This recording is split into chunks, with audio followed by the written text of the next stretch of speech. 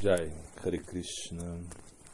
Os efeitos do karma individual e coletivo de Satyanarayana Das Buddha Maharaj, um artigo dele. De acordo com a ciência moderna, o mundo é feito de matéria que segue certas leis naturais. Uma das leis naturais mais importantes é a relação de causa e efeito. Uma causa é aquilo que deve existir antes que o efeito venha a existir. O ingrediente ou causa material, upadana karana, e a causa instrumental, nimitta karana. A causa material é aquela que constitui o efeito ou produto, e a causa instrumental é aquela que faz emergir o efeito, utilizando a causa material. Por exemplo, as causas materiais de uma sopa de legumes são os legumes, as especiarias e a água. A causa instrumental é o cozinheiro. Além dessas, existem duas causas assistenciais, como fogo, uma panela e uma concha, no caso da sopa. Não existe produto ou efeito que não tenha causa, e não existe causa que não tenha efeito. A ciência estuda principalmente as causas por trás dos efeitos percebidos, e vice-versa. Acredita-se que as leis da natureza sejam fixas e baseadas nessas leis.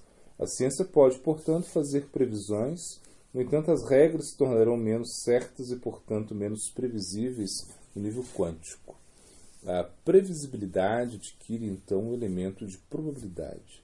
As complexidades do ciclo kármico, a consciência é ainda mais sutil do que as partículas quânticas. Assim, a relação causa-efeito torna-se ainda mais complexa quando um ser consciente está envolvido. No Sanatana Dharma, as causas e efeito pertencem à matéria e é chamado Swabhava. E aquela relacionada às ações de um ser humano é chamado karma. O karma é usado tanto para a causa quanto para o efeito. O karma, portanto, é uma relação de causa e efeito, mas é mais complexa que Swabhava, a relação de causa e efeito que se aplica à matéria. Krishna diz que o resultado do karma é difícil de entender. Ele só pode ser entendido com a ajuda do Shastra. A complexidade surge porque as ações que envolvem a consciência não seguem as leis mecânicas da ciência. Uma das principais diferenças é que o karma é cíclico. No caso de um produto material, este não se torna a causa de outro produto por si só. Mas no caso do karma, o efeito não permanece um efeito. Ao invés disso, ele torna-se a causa dentro do karma, exceto para yogis. Assim, o ciclo do karma continua. O efeito do karma é que chamamos de destino. O destino nada mais é do que o karma passado, ele gera mais karma. Assim, pode-se dizer que uma relação de causa e efeito é o que rege a matéria, e o karma é o que rege a vida. Como o mundo não consiste apenas de matéria, mas também inclui formas de vida, é importante entender o funcionamento do karma. Todos se envolvem em karma ou ação. Estamos sempre enganjados em algum karma. Mesmo quando não estamos fazendo nada, conscientemente algum karma está envolvido. Portanto, Krishna diz que ninguém pode ficar sem fazer nada, nem mesmo por um momento. Dois tipos de karma existem. Existem dois tipos de karma, Laukika e Védico. Laukika karma é uma ação que não é prescrita nos Vedas como dever a ser executado. Isso inclui atividades seculares, como comer, dormir, andar, conversar, etc. O karma védico, por outro lado, é que ele é ordenado pelos Vedas, como realizar um Agnihotra e Yagna. Ambos os tipos de karma têm dois tipos de efeito, ao saber imediato e tardios. Por exemplo, um karma laukika, como comer, dá o efeito imediato e saciar a fome, e a satisfação para a mente. Seu efeito tardio é nutrir o corpo, porém, podem haver outros efeitos, como causar uma doença se a comida não for saudável. Da mesma forma, um ato védico, como realizar um Agnihotra ou cantar mantras, dá efeito imediato de boa saúde mental e efeito tardio de ir para o Swarga, etc. Bom, como o karma se manifesta? Como esses efeitos do karma se manifestam? O karma traz uma mudança, tanto dentro do agente quanto no ambiente externo. Sempre que fazemos algo, isso traz uma mudança interior. E ele cita ele cria um sânscara, impressão sutil, que é armazenado no Chitta, mente inconsciente ou coração. Este sânscara influencia o futuro de uma pessoa de duas maneiras. Sua primeira influência, que gera pensamentos, desejos e emoções que levam às ações futuras. Embora um sânscara seja um efeito de uma ação passada, ele se torna a causa de uma ação futura. A segunda influência é externa. Para que um karma particular na forma de sânscara se manifeste, deve haver uma situação externa adequada. Por exemplo, se você faz um ato de caridade, isso dá o efeito imediato de satisfação, o que cria um sânscara no chitta. Na forma do efeito tardio, a ação caritativa apresentará externamente uma situação favorável feliz. Este efeito externo é trazido pelos seres divinos ou devas, sob a supervisão de Paramatma. Chitragupta mantém os registros nos Puranas. É descrito que depois que uma pessoa morre, ela é levada para Jamaloka, a morada de Jamaraj, o deus responsável pela morte. Ele tem um assistente chamado Chitragupta, que mantém um registro do karma de cada pessoa. Jamaraj convoca Chitragupta, que lê as boas e más ações realizadas pela pessoa, e com base nisso, Jamaraj determina o resultado do seu karma. O nome Chitragupta é uma palavra composta, feita de duas palavras, Chitra e Gupta. Chitra significa uma foto ou impressão, Gupta significa escondido. Assim, Chitragupta significa literalmente uma impressão ou foto oculta. Isso significa um sânscara no Chitta, que é como a foto oculta da ação de alguém. O Chitta é como uma câmera escondida na região do coração, que cada pessoa que registra tudo, cada experiência na vida de uma pessoa fica registrada no Chitta, na forma de sânskara. Os sânskaras são responsáveis por manifestar o karma da pessoa no futuro e, portanto, constitui o destino da pessoa.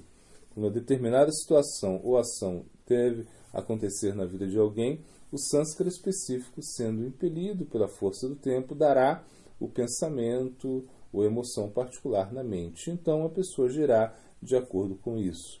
É assim que a nossa vida é moldada por nosso karma ou destino passado, um efeito externo do karma. Além de criar uma mudança interna, o karma também tem um efeito externo. Estamos sempre influenciando as naturezas externas por nossas ações. O universo é uma unidade fechada. Se alguém fuma em um avião ou em uma sala fechada, todos os presentes na sala são influenciados pela fumaça. Da mesma forma, realizar Agnihotra ou cantar japa traz um efeito externo benevolente que influenciará outros. Assim, o efeito externo imediato do karma de uma pessoa é que impacta outros e pode ser chamado de karma comum. O efeito externo tardio, na forma de situações externas boas ou ruins. Enquanto o efeito interno está relacionado e ligado ao Atma específica, ou à alma que realizou o ato, o karma comum não adere à Atma específica. Ele está inserido na natureza. A natureza também tem uma Atma, que é cósmica, uma mudança na natureza ou no meio ambiente, como aquecimento global, poluição ou atual pandemia, e é o resultado do nosso karma coletivo. Ele nos influencia coletivamente. Se observa que quando as pessoas realizam determinada atividade em uma determinada área, isso produz uma mudança no ambiente de tal forma que fica mais fácil para as novas pessoas aprenderem e realizarem essa atividade específica. Por exemplo, se alguém quer aprender a jogar tênis, será mais fácil aprender numa área com muitas pessoas que jogam tênis do que um lugar onde ninguém joga. É baseado nesse princípio que temos lugares sagrados, tirtas, como Vrindavana na Índia. É mais fácil realizar sadhana nesses lugares porque muitas pessoas realizaram sadhana nesses mesmos lugares e alcançaram a perfeição. Eles criaram uma atmosfera sagrada nesses lugares. Por essa razão, diz que cantar um mantra uma vez em Vrindavana é como cantá-lo 100 vezes fora de Vrindavana. O benefício da associação dos santos. O princípio do efeito externo do karma também é a razão por trás da satsanga ou sadhusanga e por trás de festivais como Kumbh Mela. As pessoas se beneficiam apenas pela presença dos sadhus.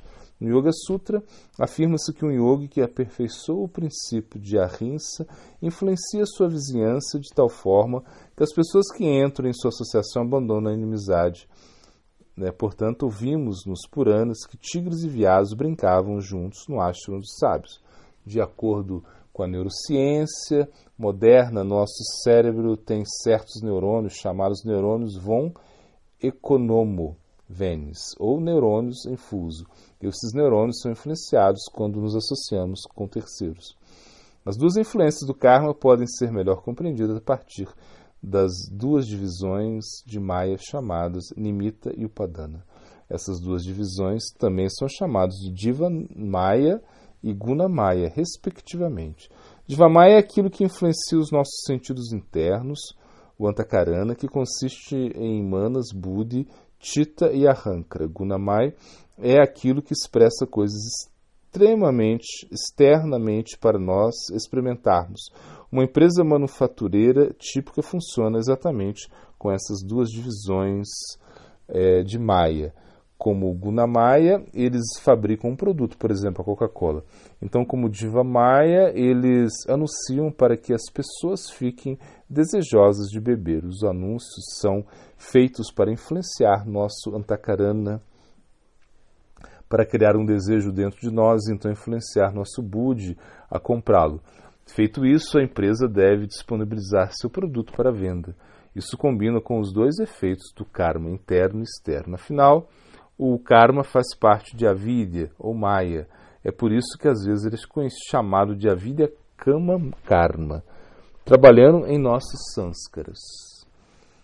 Em essência, o karma individual é armazenado dentro de nós, mas precisa de um ambiente externo para se manifestar. O que está armazenado dentro é individual, enquanto que o karma externo é compartilhado.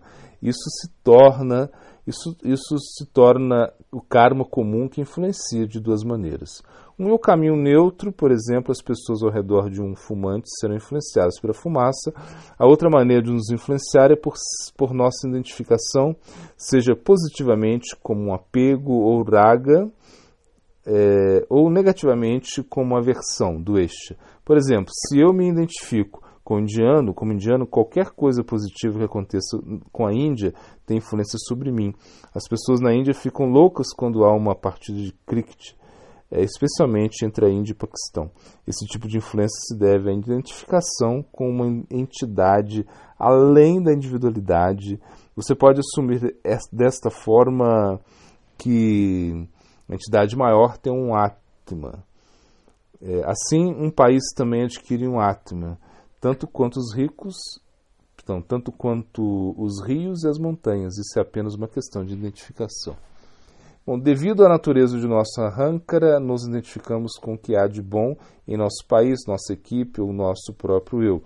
Não gostamos de ver negatividade sobre algo com o qual nos identificamos. É bom que a Chitta mantenha um registro de tudo para que possamos fazer uma introspecção. Temos a opção de ir além de nosso Ahankara e olhar verdadeiramente para aqueles sânskaras que estão em nosso Chitta, que negamos ou evitamos. Se melhoramos esses sânskaras nesse corpo atual, então somos grandes pessoas que assumiram responsabilidade por nossa ira, ciúme, possessividade, orgulho e egoísmo. Se evitarmos melhorar nossos sânskaras, teremos que esperar que Chitragupta os aponte para nós após a morte.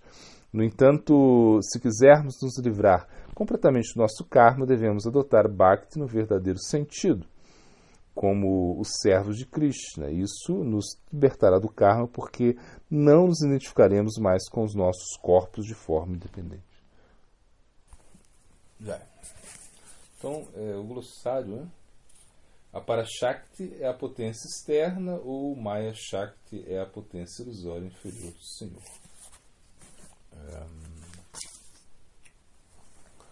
Agora o Siddhanta, né? Siddhanta. A ontologia do Gaura Tattva é a glória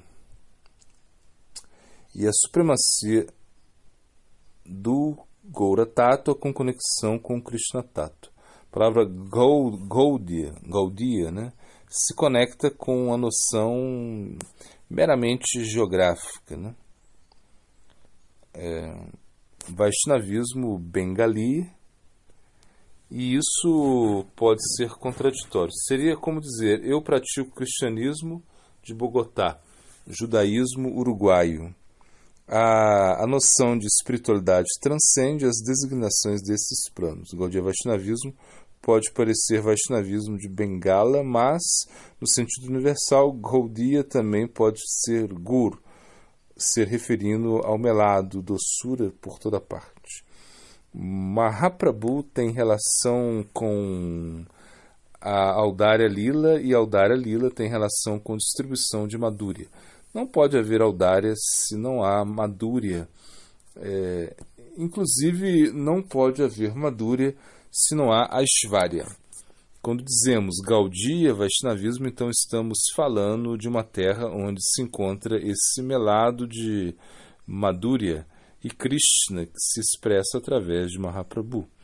O mais fácil é dizermos que Mahaprabhu e Krishna são a mesma pessoa, mas Mahaprabhu é Krishna com uma disposição emocional diferente, uma necessidade particular. À medida que avançamos, realizamos internamente a unidade ontológica entre ambos, que em Tattva são um, mas em Bhava tomam outra matiz, que envolve um lila particular.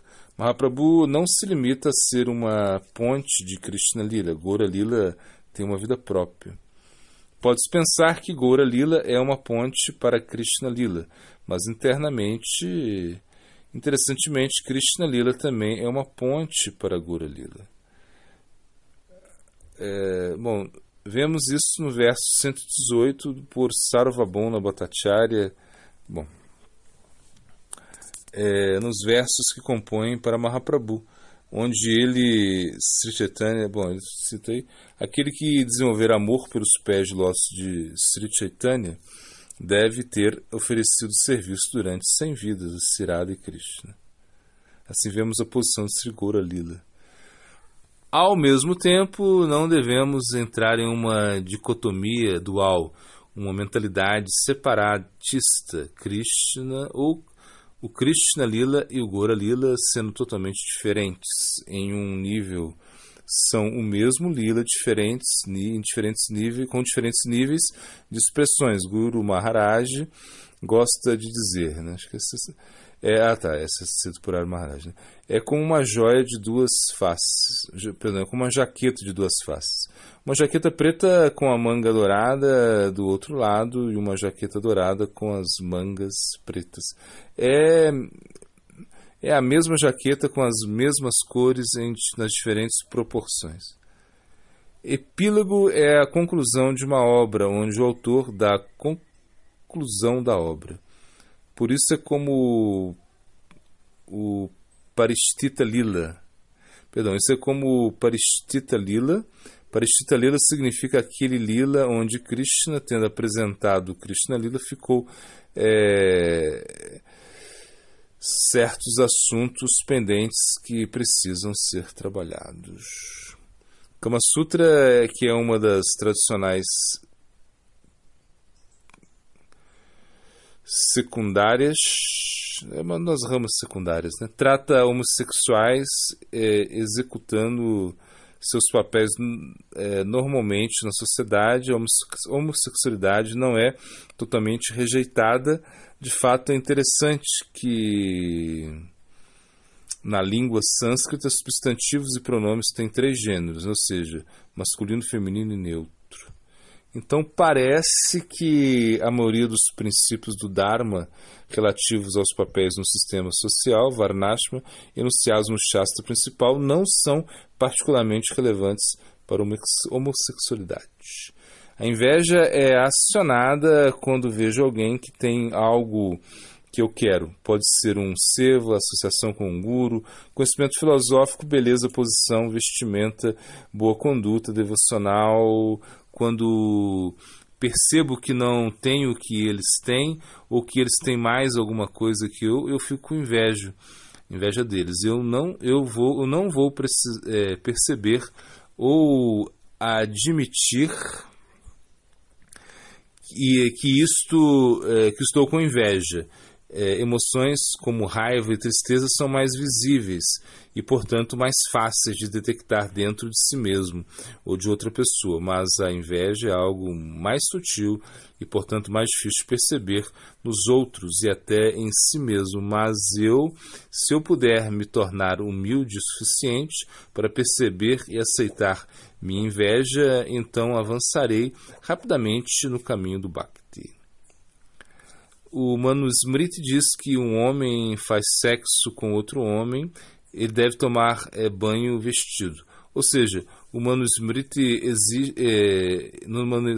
existe uma injunção por realizar expiação para alguém que se envolve em sexo com o mesmo sexo. A implicação da afirmação é que o sexo entre dois homens é considerado normal. Também nesse mesmo texto se diz que se alguém se envolve com sexo ilícito, cairá do seu jati. A palavra usada aqui é jainyam, que pode significar enganoso, tortuoso ou anormal. Pode-se incluir a homossexualidade nesse caso. Existem declarações semelhantes no Mahabharata que parecem desaprovar o sexo entre homens. Bom, o caminho espiritual, não fazemos votos, não fazemos votos de não fofocar, como fazemos com álcool, drogas ou cafeína. É uma droga tão agradável e tão facilmente disponível. Tudo o que você precisa fazer é encontrar outra pessoa disposta a participar e você está pronto para ir, né, além.